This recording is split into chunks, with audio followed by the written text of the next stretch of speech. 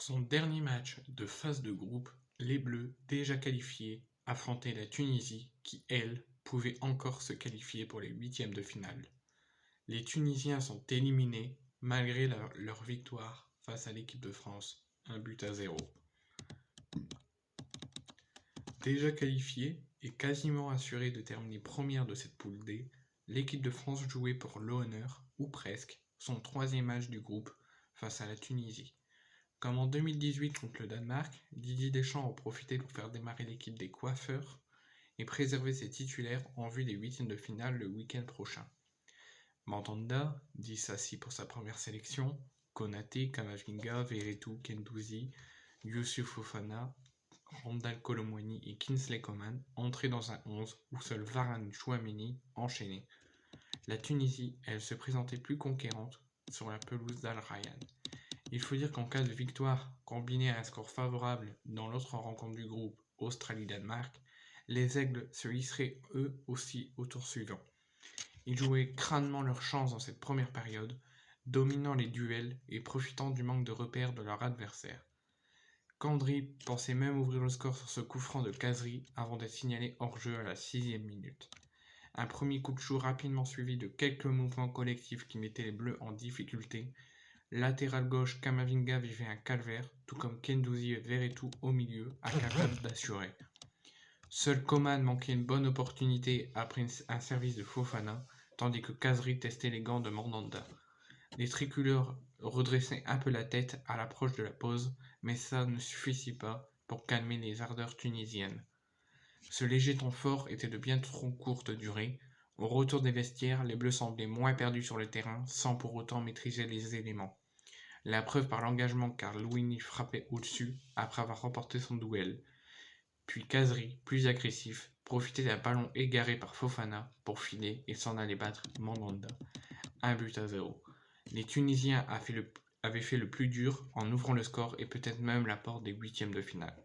Il fallait tout de même résister aux champions du monde en titre et surtout à l'entrée de Mbappé, Griezmann, Dembélé et Rabiot en plus de Saliba, soulagé par un Varane encore bon et encore sur le retour. Le ballon circulait beaucoup mieux, à l'image de cet échange entre Griezmann et Mbappé, ponctué par une tentative de Dembélé.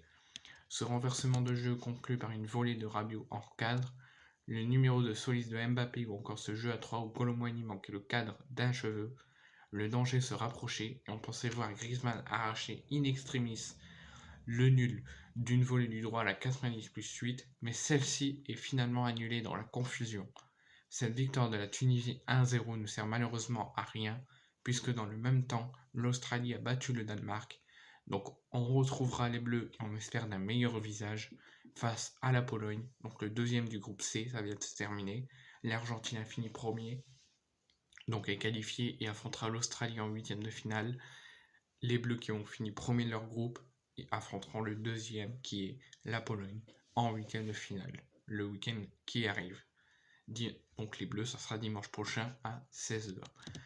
Je veux juste passer un coup de gueule avant d'analyser les matchs de nos joueurs. C'est que, normalement, selon la règle, un arbitre, une fois qu'il a validé le but, qui a donné le coup d'envoi avant de siffler le coup de sifflet final, ne doit pas revenir sur la décision. Pourquoi ? Donc Griezmann a marqué, tout le monde s'est placé, les Tunisiens ont donné le coup d'envoi. Une minute plus tard, l'arbitre a sifflé la fin. Les Tunisiens sont venus vers l'arbitre et l'arbitre est revenu à la VAR pour annuler le but de Griezmann pour soi-disant un hors-jeu. Donc moi je suis désolé. Malgré qu'on était déjà qualifié et qu'on était déjà assuré de finir premier, donc même avec un nul ça ne changeait rien, mais on aurait pu au moins finir par un sans faute avec 2 victoires et un nul, éviter une défaite. Et être invincible toujours sous l'air Didier Deschamps. Donc malgré ça, on a subi encore et encore une injustice et encore une erreur d'arbitrage. Donc je viens d'avoir une information sur ce but. Donc Griezmann qui pensait avoir égalisé contre la Tunisie dans les arrêts de jeu de la seconde période a finalement vu l'arbitre de la rencontre annuler le but d'Antoine Griezmann après appel de la VAR. Une décision survenue après un premier coup de sifflet final, donc l'arbitre a sifflé la fin et l'arbitre est revenu à la VAR, alors que le match était terminé, on avait fait un but partout. Donc l'arbitre néo-zélandais, Matthew Conger, est alors que celui a d'abord ordonné aux joueurs tunisiens d'effectuer le coup d'envoi, un point qui interroge la Fédération française de football, car selon les informations que je viens d'avoir, celle-ci a sollicité la FIFA pour demander des explications autour de ce but refusé.